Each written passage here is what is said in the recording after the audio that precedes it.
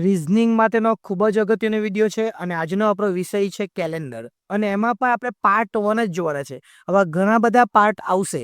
એ કોઈ પણ પરીક્ષા હોય સરકારમાં એ ફક્ત ટાટ એસ અને કે ટાટ એચએસ માટે નહીં. સરકાર દ્વારા જે કોઈ બી પરીક્ષા લેવા આવે એ બધી જ પરીક્ષામાં આ વિડીયો તમને કામ લાગશે. અત્યારે એસએમસીની પણ કેટલીક જાહેરાત પડેલી છે, એમાં પણ કામ લાગે. તમને કોન્સ્ટેબલની જે પરીક્ષાઓ આવે એમાં પણ કામ લાગે. તમને તલાટીની પરીક્ષા આવે એમાં પણ કામ લાગે. બેંકની પરીક્ષાઓ એમાં પણ કામ લાગે. XYZ કોઈ પણ પરીક્ષા લેવાય ને એમાં કામ લાગે એવા ઘણા બધા વિડીયો આવવાના છે. એટલે આપણી સાથે જોડાયેલા રહેજો. પહેલા તો લીપ વર્ષ શું છે એ આપણે સમજવું પડે. તો પૃથ્વીને સૂર્યને ફરતે ફરતા કેટલા દિવસ લાગે? તો 365 દિવસ લાગે એવું આપણને ખબર. પણ એની સાથે સાથે બીજા 6 કલાક પણ લાગે. એટલે પૃથ્વી જે છે એને સૂર્યની ફરતે ફરતા કેટલા દિવસ લાગે?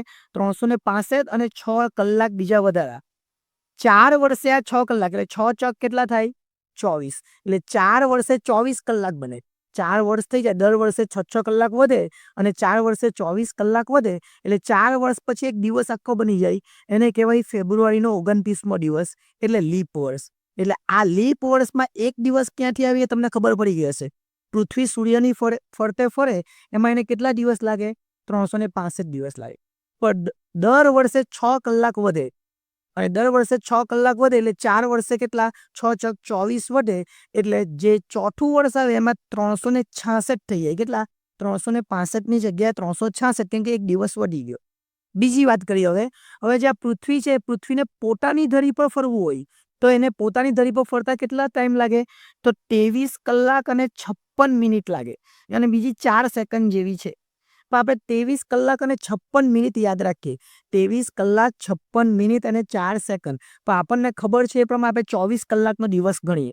એટલે આ 4 મિનિટનો બી આમાં ડિફરન્સ છે, એ પણ આપણે યાદ રાખીશું. આગળ ચાલીએ આપણે. હવે આપણને એવું કીધેલું છે લીપ વર્ષ શોધવાની શોર્ટકટ. એ લીપ વર્ષ કેવી રીતના શોધવાનો? તો જેને 4 વડે ભાગી શકાય તે વર્ષ લીપ વર્ષ કહેવાય, જેની શૂન્ય શેષ આવે. જેમ કે આ 2024 છે. આ 2024 ને છેલ્લા બે આંકડા 24 છે. આ 24 ને તમે 4 વડે ભાગો, 24 ભાગ્યા 4 તો 6 ચોક 24 એટલે 0 આવી જાય.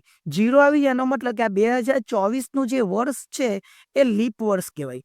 1924માં બી છેલ્લા બે આંકડા 24 છે એટલે એ પણ લીપ વર્ષ જ કહેવાય. છેલ્લા જે બે આંકડા આવે, સમજો કે અહીંયા આવે 2028, તો આ 28 ને આપણે કેટલા વડે ભાગવાનું? 4 વડે. એટલે 7 ચોક 28 તો એ લીપ વર્ષ છે. એ જ રીતના જે વર્ષની અંદર આપણે 4 વડે ભાગી શકીએ એને લીપ વર્ષ કહેવાય. જોઈએ અહીંયા આપણને નીચેનામાંથી કયું વર્ષ લીપ વર્ષ છે?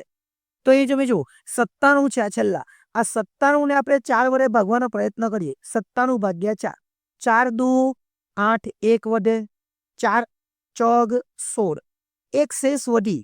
અહીંયા શેષ 0 આવવી જોઈએ અને જો 0 આવે તો જ લીપ વર્ષ કહેવાય. એટલે 1997નું વર્ષ લીપ વર્ષ નથી. એ જ રીતના 19 છે. આપણે 19 ને ભાગીએ એટલે 19 ભાગ્યા 4 તો 4 ચોક 16 આવે, શેષ 3 વધે એટલે આ પણ લીપ વર્ષ નથી. આ 94 છે. 94 ને આપણે 4 વડે ભાગીએ એટલે 4 દુ 8, 1 આવે 4, 4 તાલી 12. હવે આ 12 મૂકીએ એટલે 2 શેષ વધે એટલે આ પણ લીપ વર્ષ નથી. જ્યારે આ 52 છે, જો 52 ને આપણે 4 વડે ભાગીએ, 52 ભાગ્યા 4 એટલે 4 એકા 4, 1 વધે 2 અને 4 તારી 12 એટલે આપણને ખબર 13 ચોક 52 થાય. એટલે આ 1952નું વર્ષ એ લીપ વર્ષ છે. એટલે આ જે પહેલો ભાગ છે ને લીપ વર્ષ છે કે નહીં એના માટેનો જ છે. ઓકે, આગળ જોઈજો. બીજું 1996 આમાં લીપ વર્ષ કયું નથી? તો 2024 ને આપણે કેટલા વડે ભાગી શકીએ? 4 વડે. 6 ચોક 24 એટલે આ લીપ વર્ષ છે.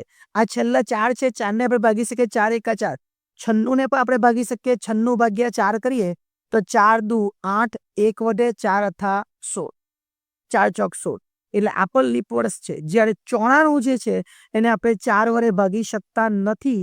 4 દુ 8, 1 વધે અને 14 થાય એટલે 4 તાલી 12 પણ 2 શેષ વધે એટલે આ લીપ વર્ષ નથી. એટલે કયું લીપ વર્ષ છે ને કયું લીપ વર્ષ નથી એ આપણે જોઈ લીધું. હવે આપણે જોઈએ કે કેટલાક પ્રશ્નો જે આવવાના છે એ જોઈએ. લીપ વર્ષ અને સામાન્ય વર્ષ તો આપણને ખબર પડી ગઈ, પણ આ તો આપણને આવું પૂછે તો.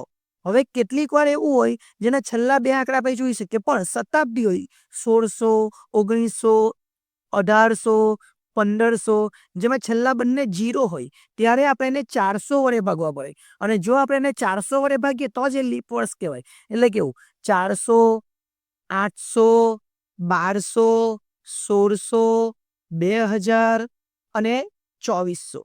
એટલે આ બધા લીપ વર્ષ કહેવાય. કેમ કે આને આપણે 4 વડે નહીં પણ 400 વડે ભાગી શકીએ અને 400 એકુ 400, 400 દુ 800 એ બધા વડે ભાગી શકીએ. એટલે એ કયું વર્ષ કહેવાય? લીપ વર્ષ કહેવાય. જોઈએ આપણે નીચેનામાંથી કયું લીપ વર્ષ નથી અને આપણે 400 વડે ભાગી શકીએ. 400 ગુણ્યા 3 એટલે 1200, 400 ગુણ્યા 4 એટલે 1600, 400 ગુણ્યા 5 એટલે 2000.